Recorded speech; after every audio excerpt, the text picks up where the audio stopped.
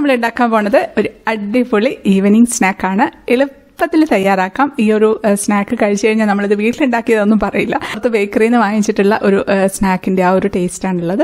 രണ്ട് പുറമെയൊക്കെ നല്ല മൊരിഞ്ഞ് ഉള്ളിലൊക്കെ നല്ല സോഫ്റ്റ് ആയിട്ടുള്ള ഒരു ഈവനിങ് സ്നാക്കാണ്. പിന്നെ ഇത് ഉണ്ടാക്കാനായിട്ട് അധികം എണ്ണയൊന്നും ഉപയോഗിച്ചിട്ടില്ല. വളരെ കുറച്ച് എണ്ണ മാത്രം ഉപയോഗിച്ചിട്ടാണ് ഉണ്ടാക്കിയിട്ടുള്ളത്. എല്ലാവർക്കും ഇഷ്ടപ്പെടും. കുട്ടികൾക്കും മുതിർന്നവർക്കും ഒരുപോലെ ഇഷ്ടപ്പെടും. അപ്പോൾ ഇനി നമുക്ക് റെസിപ്പിയിലേക്ക് പോകാം. അതിനുമുമ്പേ നമ്മുടെ ചിക്കൂസ് ലൈൻ സബ്സ്ക്രൈബ് ചെയ്യാതെയാണ് വീഡിയോ കാണുന്നതെങ്കിൽ ഒന്ന് സബ്സ്ക്രൈബ് ചെയ്തേക്കണേ.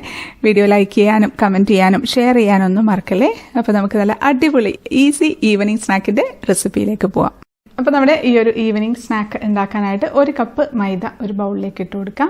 അതിലേക്കൊരു 1/2 ടീസ്പൂൺ ഉപ്പാണ് ചേർത്ത് കൊടുക്കുന്നത്. അതോടെ ചേർത്ത് നമുക്ക് നന്നായിട്ടൊന്ന് മിക്സ് ചെയ്ത് വെക്കാം. ഇനി അതിലേക്ക് നമുക്ക് മെൽറ്റഡ് ബട്ടറാണ് ചേർക്കുന്നത്. നല്ല ചൂടോടുകൂടി 1 ടേബിൾ സ്പൂൺ മെൽറ്റഡ് ബട്ടറാണ് ചേർത്ത് കൊടുക്കുന്നത്. ബട്ടർ അല്ലാന്നുണ്ടെങ്കിൽ ഓയിൽ ചേർത്താലും മതി. ഏതായാലും നല്ല തിളച്ച ഓയിൽ അല്ലെങ്കിൽ തിളച്ച ബട്ടർ വേണം ചേർത്ത് കൊടുക്കാനായിട്ട്. അതൊന്ന് ചേർത്ത് സ്പൂൺ കൊണ്ടൊന്ന് മിക്സ് ചെയ്യാം. ഇല്ലാന്നുണ്ടെങ്കിൽ ആദ്യം തന്നെ കൈയിട്ടാൽ കൈ ചിലപ്പോൾ പൊള്ളും.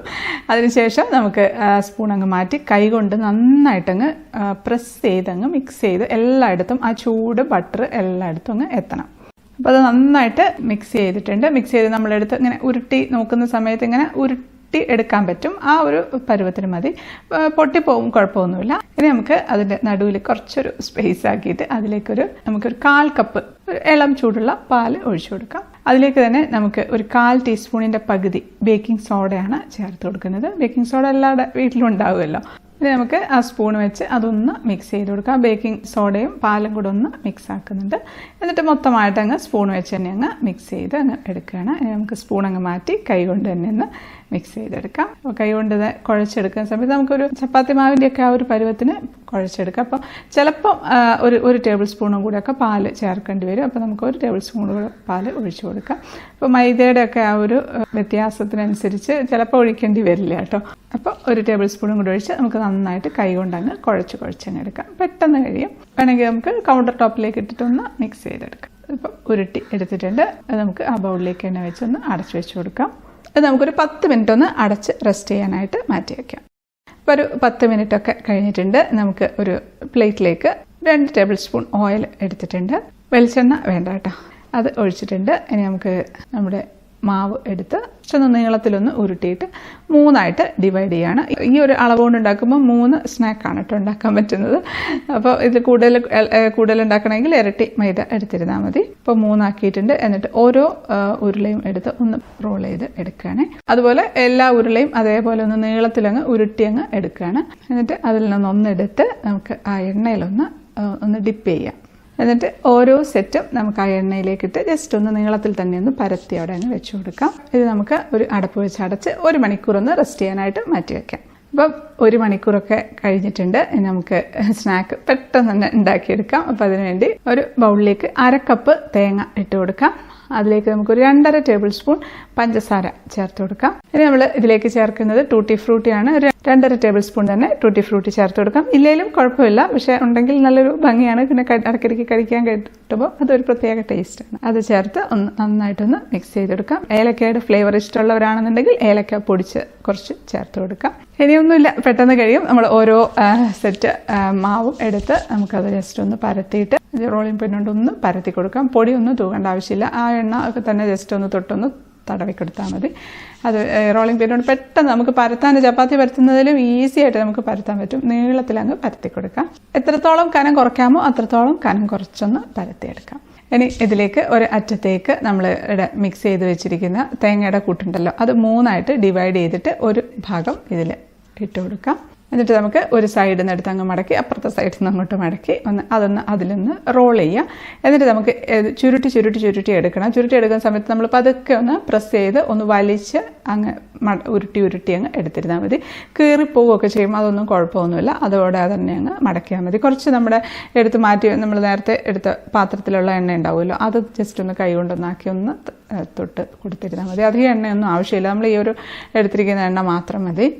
അതങ്ങ് മൊത്തത്തിൽ ഉരുട്ടി അങ്ങ് എടുത്തിട്ടുണ്ട്. എന്നിട്ട് നന്നായിട്ടൊന്ന് റോൾ ചെയ്തിട്ട് നമുക്ക് തിരിച്ച് വെച്ച് ജസ്റ്റ് ഒന്ന് പ്രസ് ചെയ്ത് കൊടുക്കാം. ഒന്ന് കൈ കൊണ്ട് തന്നെ ഒന്ന് അമർത്തി ഒന്ന് പ്രസ് ചെയ്യുമ്പോൾ ഈ ഒരു വട്ടത്തിൽ വരും. അത് മതി. ഇടയ്ക്കൊന്ന് ചിലപ്പോൾ തീരെ നൈസായിട്ട് പൊട്ടിപ്പോയിട്ടൊക്കെ ഉണ്ട്, കുറച്ച് തേങ്ങയൊക്കെ പുറത്തോട്ട് വന്നിട്ടുണ്ടെങ്കിലും കുഴപ്പമൊന്നുമില്ല. നമുക്ക് ആ മാവ് അവിടെ നിന്ന് പതുക്കെ ഒട്ടിച്ചങ്ങ് പ്രസ് ചെയ്ത് വെച്ച് കൊടുത്താൽ മതി. അതുപോലെ തന്നെ അടുത്തതും ഇതേപോലെ തന്നെ ഒന്ന് പരത്തിയിട്ടുണ്ട്. തേങ്ങയുടെ കൂട്ട് വെച്ച് ഉരുട്ടിയെടുക്കാൻ. അപ്പോൾ നമ്മൾ ചൂടുള്ള ബട്ടർ ചേർത്ത് കുഴച്ചതുകൊണ്ടാണ് ഇതുപോലെ ചെറുതായിട്ട് കീറിപ്പോകുന്നത്. അത് കുഴപ്പമില്ല, അതാണ് നല്ലത്. എണ്ണ ചേർത്തിട്ടില്ല എന്നുണ്ടെങ്കിൽ നന്നായിട്ട് നമുക്ക് വലിച്ചെടുക്കാൻ പറ്റും. പക്ഷേ എന്നാലും നമ്മളിത് കഴിക്കുന്ന സമയത്ത് ഒരു ഉറപ്പായിരിക്കും. അപ്പോൾ അതുകൊണ്ട് ആദ്യം ചെയ്ത ആ ഒരു പ്രോസസ്സ് ചെയ്യാൻ മറക്കരുത്. അത് അതേപോലെ തന്നെ ഉരുട്ടിയെടുത്തിട്ടുണ്ട്. തിരിച്ചു വെച്ച് ഒന്ന് പ്രസ് ചെയ്ത് കൊടുക്കാം. അടുത്തതും അതുപോലെ ആക്കിയെടുക്കട്ടെ. ഇനി നമുക്ക് ഒരു പാൻ അടുപ്പത്ത് വെച്ച് കുറച്ച് ഓയിലൊന്ന് ജസ്റ്റ് ഒന്ന് തടവി കൊടുത്താൽ മതി. എണ്ണയ്ക്കകത്തൊന്നും ഇട്ട് പൊരിച്ചെടുക്കുകയൊന്നും വേണ്ട.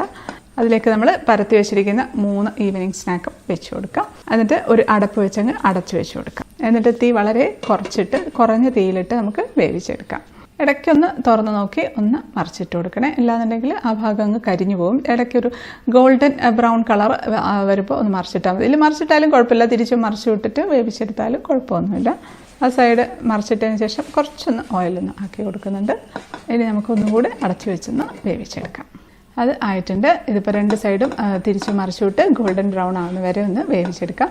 തീ അധികം കൂട്ടി വെക്കണ്ട കേട്ടോ, കുറച്ച് വെച്ചിരുന്നാൽ മതി. ഇപ്പം 2 സൈഡും ആയിട്ടുണ്ട്. നമുക്കിതൊരു പ്ലേറ്റിലേക്ക് എടുക്കാം. അത്രയേ ഉള്ളൂ, നമ്മുടെ ഈവനിങ് സ്നാക്ക്, ഈസി ആയിട്ടുള്ള ഈവനിങ് സ്നാക്ക് റെഡി ആയിട്ടുണ്ട്. നല്ല ടേസ്റ്റി ആയിട്ടുള്ള ഒരു സ്നാക്കാണ്. അതപ്പം പ്ലേറ്റിലൊക്കെ എടുത്ത് വെച്ച് നല്ല ഭംഗിയിൽ കാണാനായിട്ട് നമുക്കിതൊന്ന് ടേസ്റ്റ് ചെയ്ത് നോക്കാം. ഇതിപ്പം ചൂടോടുകൂടി വേണമെങ്കിൽ കഴിക്കാം, തണുത്ത് കഴിഞ്ഞിട്ട് കഴിക്കാം. ഇതിൽ ഏറ്റവും ടേസ്റ്റ് നാളെയാണ് കേട്ടോ കഴിക്കാനായിട്ട്. നാളെ കഴിക്കുകയാണെങ്കിൽ ഏറ്റവും ബെസ്റ്റാണ്. പക്ഷേ ഇപ്പം ഞാനൊന്ന് ടേസ്റ്റ് ചെയ്ത് നോക്കാം. ഇതിൻ്റെ പുറമെയൊക്കെ നല്ല മുരിഞ്ഞാണ് ഇരിക്കുന്നത്. ഒന്ന് മുറിച്ച് കാണിക്കാം. കണ്ട, നല്ല മുരിഞ്ഞിരിക്കുന്നുണ്ട് പുറം ഭാഗമൊക്കെ. ഉള്ളിലൊക്കെ നല്ല സോഫ്റ്റാണ്. ശരിക്കും ആ പഞ്ചസാരയൊക്കെ അങ്ങ് മെൽറ്റായിട്ട് അത് പുറത്തേക്കൊക്കെ കുറച്ചിങ്ങനെ ഒലിച്ചിങ്ങനെ വന്നിട്ടുണ്ട്. ഉള്ളിലും ഒക്കെ നല്ല നനവോട് കൂടി ഇരിക്കുകയാണ്. ഒന്ന് കഴിക്കട്ടെ.